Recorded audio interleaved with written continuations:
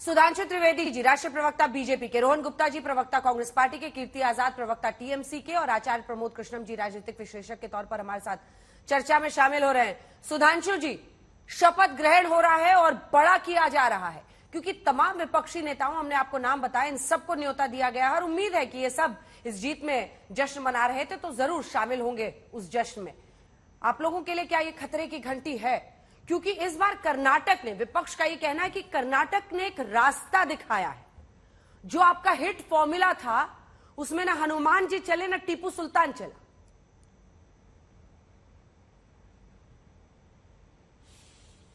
अंजना जी, जब भी राजनीति में हार या जीत होती है तो हार की हताशा तो कई बार देखी होगी, पर जीत का तमाशा आपने पहली बार देखा होगा।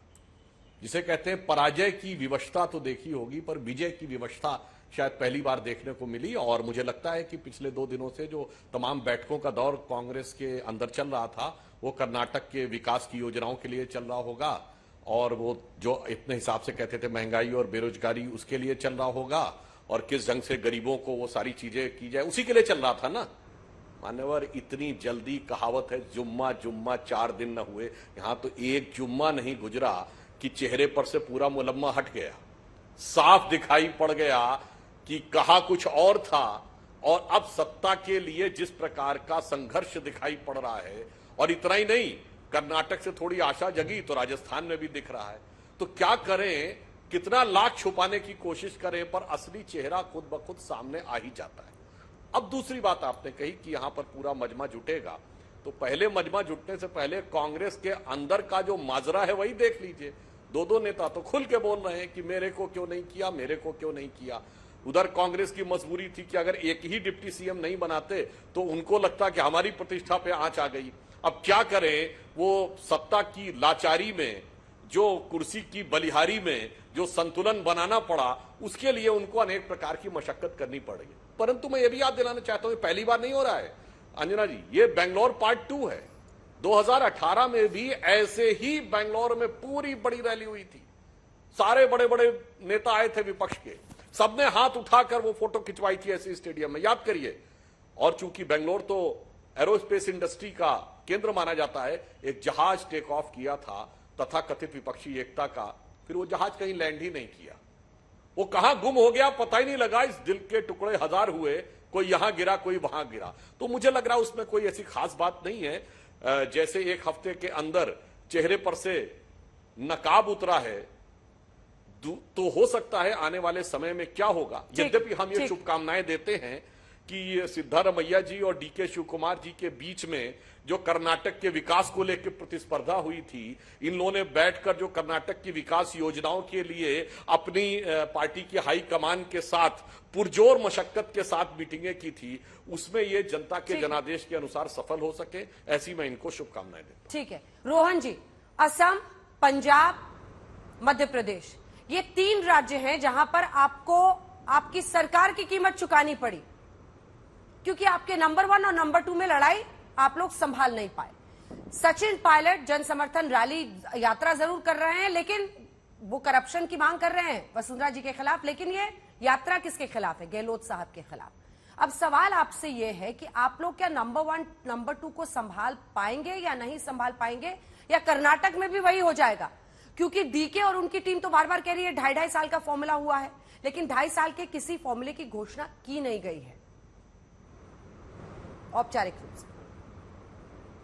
अंजना जी, पहली बात तो भाजपा के प्रवक्ता सुधांशु जी अच्छे मित्र हैं, मैं उनको धन्यवाद कहना चाहूंगा कि बड़ी करीब 3 महीने से लड़ रहे हैं, चैनल पे आके झूठ फैला रहे हैं, सब कुछ कर रहे हैं। उनकी पार्टी नहीं जीती, पर उनसे मेरी अपेक्षा थी कि जब हार होती है, जब जनता अपना फैसला सुनाती है, हार को सहर्ष स्वीकार करना चाहिए, आत्ममंथन करना चाहिए कि क्यों हम हारे। कांग्रेस के सामने आप लेंस लेके बैठिए, क्योंकि अब आपकी पार्टी और आपके नेताओं के पास और कोई काम बचा ही नहीं है। कांग्रेस के नेता क्या कर रहे हैं, कितनी मीटिंग हो रही, वो आपका काम बचा ही नहीं, क्योंकि मुद्दा विहीन, मतलब आप इश्यू लेस हो गए। कर्नाटक की जनता ने आपको इश्यू लेस कर दिया। कर्नाटक के पूरे चुनाव में मैं अंजना जी वहां पे था, सबसे बड़ी भाजपा की विडंबना थी कि उनके पास कोई इश्यू ही नहीं था। बाद में लगा कि प्रधानमंत्री जी आएंगे, कुछ चमत्कार करेंगे, ये करेंगे वो करेंगे। ये गारंटी कार्ड की जीत है इनके कम्युनल कार्ड के सामने और विक्टिम कार्ड के सामने। ये जनता की अस्मिता की जीत है इनके अहंकार के सामने, ये हमारी विश्वसनीयता की जीत है उनके जुमलों के सामने, ये भारत जोड़ो वालों की जीत है भारत तोड़ने वालों के सामने।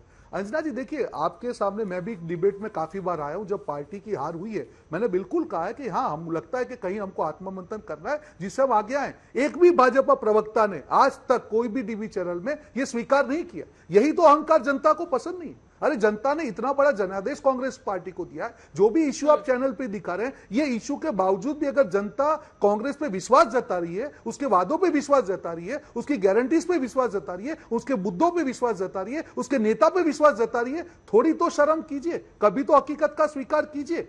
ये जनता इसी अहंकार के सामने लड़ रही है अंजना जी, और यही हम इसीलिए सहर स्वीकार करते हैं। आज ये लोग जब हम पे 4 उंगली उठाते, उनको याद होना चाहिए जब असम की बात थी, उत्तर प्रदेश की बात थी, इनके नेताओं ने 8 दिन लिए थे मुख्यमंत्री चुनने में। हमने तो कभी सवाल नहीं किए, पर इनके पास कोई काम नहीं है, मजबूरी है। ये शायरी और ये सब काम सुधांशु जी का है, पर इतना ही कहना चाहूंगा, खिसियानी बिन्नी खंबा नोचे। आज इनके पास कोई इश्यू नहीं है और इसीलिए इस इश्यूलेस होने के बावजूद ये इनको काम करना इनकी मजबूरी बन गई। और आपने सारे इश्यूज और आज रोहन जी को और साथी, ठीक है, कीर्ति जी को बताइए कि बीजेपी ने कर्नाटक से क्या सबक, बस 2 लाइन में, ज्यादा नहीं, क्या सबक लिया है बताइए। हाँ मैं बताता हूं। देखिए, पहली बात इनका मैं एकदम ब्रीफ में जवाब दे देता हूं 2 लाइन में। इन्होंने कहा कि इस इशू के बावजूद जनता ने जनादेश दिया है तो आपको शर्म कीजिए। मान्यवर, मैं संशोधन कर दूं, आपका सेंटेंस गलत है। जनादेश के बावजूद यह इशू दिखा है, इसलिए आपको शर्म करनी चाहिए। और आपने बिल्कुल सही बात कही, इशू बिल्कुल बदल गया। चुनाव से पहले था कि जनता का कल्याण करना है, चुनाव के बाद अब सत्ता की मलाई में बंटवारा पाना है। मुख्य इशू उभर के सामने आ गया। हमारी जहां तक बात है, हम बिल्कुल इस विषय के ऊपर विवेचन करेंगे। चूंकि हमारा वोट नहीं घटा है, परंतु आपको वोट शिफ्ट हुआ है, तो अगला 5% वोट हमारा कैसे बढ़ सके लोकसभा चुनाव तक, और हम आश्वस्त हैं इस बारे में। बोम्मई जी ने भी पराजय को स्वीकार करते हुए कहा था कि हम पूरी रणनीति पर विचार करने के बाद लोकसभा में पुनः आएंगे। तो हमारे सामने लक्ष्य है कि 5% से अधिक वोट हमें अपना ऐड करना है लोकसभा चुनाव के लिए। उसके अनुसार हम अपनी पूरी रणनीति बनाकर सांगठनिक स्तर के ऊपर पूरा विचार करेंगे। परंतु आपका इशू इतनी जल्दी चेंज हुआ, आपने हमारे यहां कहा, हमारे यहां कभी ऐसी स्थिति नहीं रही। आपके यहां कोई ऐसा राज्य नहीं जहां 2 लोगों के बीच में मामला ना फंसा हो। और एक और बात on the lighter note, Anjana ji कह दें, बजरंग बली की बहुत बात हुई इस चुनाव में।